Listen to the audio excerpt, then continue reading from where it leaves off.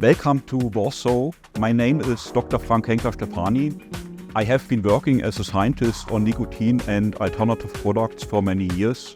I'm here at the Global Forum on Nicotine, the best place in the world to talk about tobacco harm reduction and a very good place to meet the community and experts. I'm looking forward to interesting talks. I'm very happy and honored to be joining Dr. Konstantinos Farsalinos, who is research associate at the universities of Patras and West Attica, and he is one of the most experienced and renowned scientists on tobacco harm reduction, e-cigarettes, and I think you belong to the most cited scientists, not only in the field of harm reduction, but in general on your scientific work. Yes, that's what happened in 2019 when there is a procedure of evaluating heterocitation. So how many people and in how many studies different other scientists are citing your own work. So in 2019, I was declared one of the highly cited researchers based on the work in the previous 10 years. And I think that's well deserved because you have been one of the first scientists to recognize the potential of e-cigarettes, and being myself on the regulatory side, of course, everybody was skeptical. And I think it was very important around 2012-14 that some serious science was forwarded for vaping products. To give you an idea, there was so limited research at that time that the 20 milligram per milliliter limit on nicotine content in e-cigarettes that we have today through the 2014 TPD was based on one of my studies in which I did something very simple. I measured the average consumption in terms of liquid consumption when someone is using an e-cigarette for 5 minutes versus a cigarette for 5 minutes. So I just concluded that you need about 20 milligrams per milliliter concentration in order to get, without measuring absorption, just by measuring consumption, to get the same amount of nicotine that you get from one cigarette. And that was used and even cited in the TPD negotiation procedure in order to get to the 20 milligram limit, which I think is very low and unnecessary because unfortunately many smokers need more nicotine. You know, not every smoker is the average smoker. There are smokers who need more nicotine and they can't get it because of this limit. But it was better than what the discussion was at that time, which was to follow the nicotine gums limit, which is 2 and 4 milligrams. So imagine what a disaster it would have been if we would have had today e-cigarette liquids with only 4 milligrams per milliliter as the upper limit. So yeah, it was better than what we were expecting at that time, but not ideal. And I think a reason to promote knowledge and to connect people was also to establish the Global Forum on Nicotine. And you have, to my knowledge, always attended from the first meeting.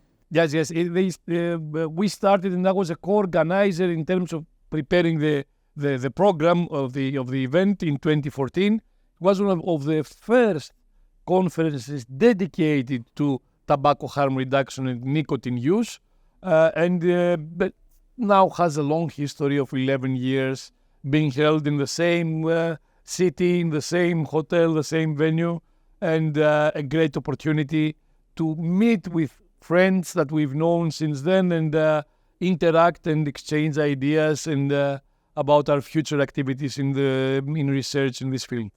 One problem, I think, was that many consumers, smokers, did not really understand the low relative risk of vaping products.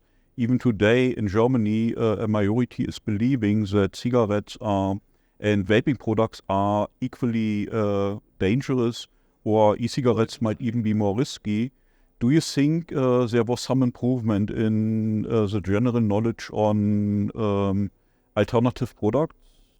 Unfortunately, we're seeing the exact opposite. We're seeing that the misperceptions are getting worse, which is a paradox because over the years we have growing and overwhelming research on the lower harm of these products, but misperceptions among the population is equally growing over time, which is sort of a paradox. You would expect that the more evidence would help people have a proper knowledge and understanding. No, it's not happening because it's not a matter of, unfortunately, of scientific data. It's a matter of perceptions. It's a matter of miscommunication. Basically, it's a matter of the WHO and, unfortunately, local regulators in countries being influenced by WHO in an anti-nicotine rhetoric, which is mainly focused on harm reduction products, to the point that the WHO is talking more about harm reduction products than about smoking.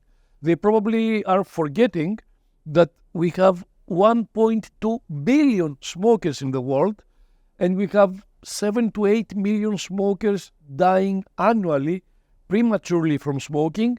None of them is dying from the use of harm reduction products. So I think that there is a need for the authorities and the WHO, first of all, to refocus on what the real enemy is. The real enemy is smoking. It's not even tobacco, and it's definitely not nicotine.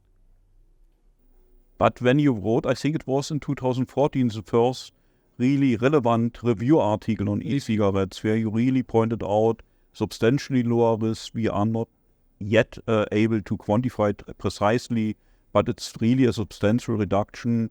The knowledge was at the table, and I think even a request really to put research into the issue to make things clearer. But today I just did an experiment myself, Googling and putting in Medline vaping, and you only get negative news. Yes. Some cytokine is upregulated, it is linked to depression, it could or could not accelerate heartbeat rate, it may be linked or upregulate same indicators which we see in some kinds of cancer. Even we have some papers who warm up the story of carcinogenic nicotine again and again. Why is this, I say, inflation of negative news in even good scientific journals? That's really bad science, and I will just use one of the examples that you mentioned, that vaping is linked to depression. A few years back, we published a letter to the editor for a study that was describing a link between electronic cigarette use and strokes. And we told them that using the same survey that they analyzed, it was a US survey, we found a link between statins and having a stroke, statins and having a myocardial infarction. The link, of course, doesn't mean that statins cause myocardial infarction. The link that we clarified, but it was a link, was that people with myocardial infarction are more likely to have high cholesterol levels and more likely to use statins. The same applies with depression. Patients with depression and schizophrenia have much higher smoking rates compared to the rest of the population. Why? It's not because smoking causes schizophrenia or depression. It's because they use nicotine for self-medication. And additionally, because all smoking cessation products are contraindicated in people with psychiatric disease. So they don't have any aids to help them quit. However, today we have many harm reduction products to provide to these people. We're not doing that. We're discouraging these people, not only psychiatric patients, but all other people in society, all other smokers. We just discourage them from making the switch. And it doesn't make sense. It's inhumane, and I think it's unethical. Many authorities and the WHO approach the nicotine issue from a moralistic perspective. I think they're morally very, very wrong, because they're just depriving smokers of a golden opportunity to quit, smokers who have been unable or unwilling to quit by themselves or with currently approved methods. You can't just punish them because they cannot quit with medications or they don't want to get medications. You need to provide them as many tools as possible to quit. So when the WHO tweeted a couple of days ago, what is the product that looks nice, smells nice, and is designed to kill? And the answer was a vape. Yeah. This is totally irresponsible, unscientific propaganda, not even information, not even misinformation. It is pure propaganda based on some fanatism, which to me is unexplainable. I can't really understand that. WHO is supposed to be a scientific organization, an organization that makes recommendations based on science.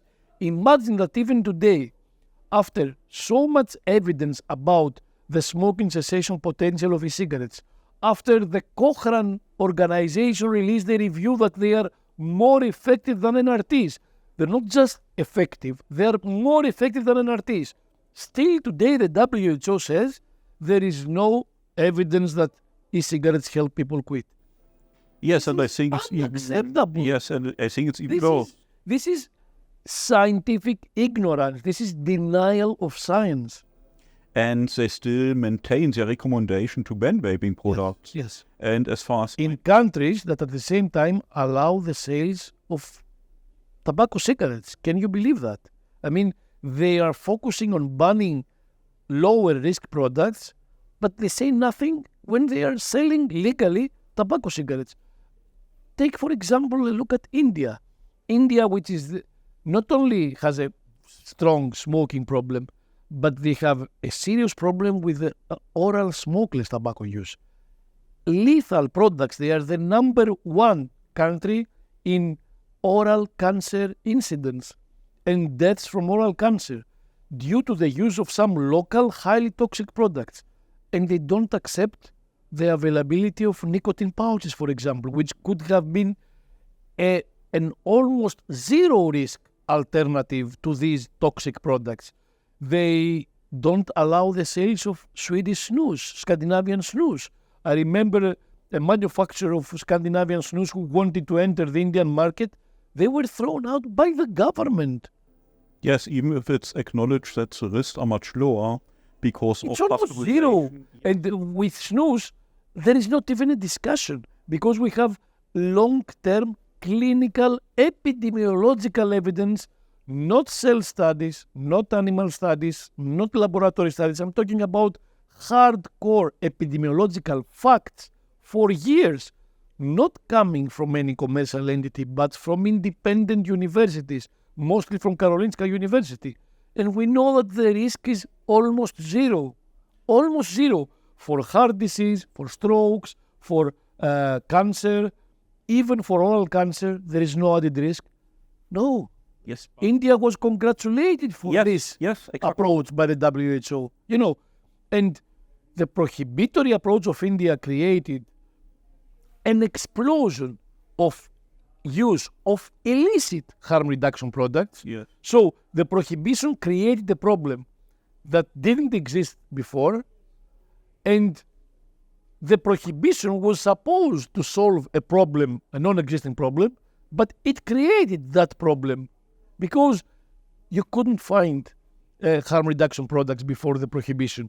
You couldn't find a person vaping or using any harm reduction product. After the prohibition, India has been flooded with illicit markets, illicit products. Literally, every street of every major city have multiple shops selling these products. Talking about shops of selling irrelevant things. I mean, from textile to whatever you can imagine. They have a corner with vaping products.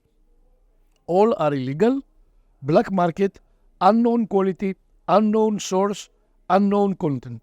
Yes, but I'm afraid we do not have to look for India to find strange examples for regulation. It's just the most prominent example because what created was chaos, literally. Yes, but unfortunately we have the same, I think, in Germany, because we have now a current discussion for comprehensive flavor bans in vaping products. And again, I would say throughout Europe there is such a debate being held. And the end result is going to be an uncontrolled black market once again. You know, these flavors, they are not e-cigarette specific. They were not invented just to be used for e-cigarettes. They come from the food industry. So you cannot in reality ban flavors. You can perhaps ban labeling the flavors as suitable for vaping. Yeah. But other than that, flavors cannot be banned. Propylene glycol and glycerol cannot be banned. glycerol was approved for use in medications and food products in 1959.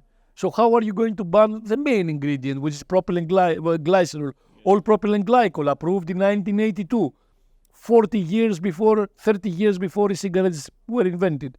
So these ingredients, they are not e-cigarette specific. So you cannot ban them.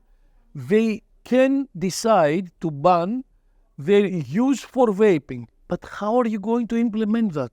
Yeah, as that will be possible, but we have the moralistic argument that you need to prevent children from using. Well, the vaping black market that is going to be created will attract more children. And the more they present it as something that is illegal, illicit, but still will be available in the market, the more attractive it's going to be for young people, especially those who have a liability, a trend towards risky behaviors.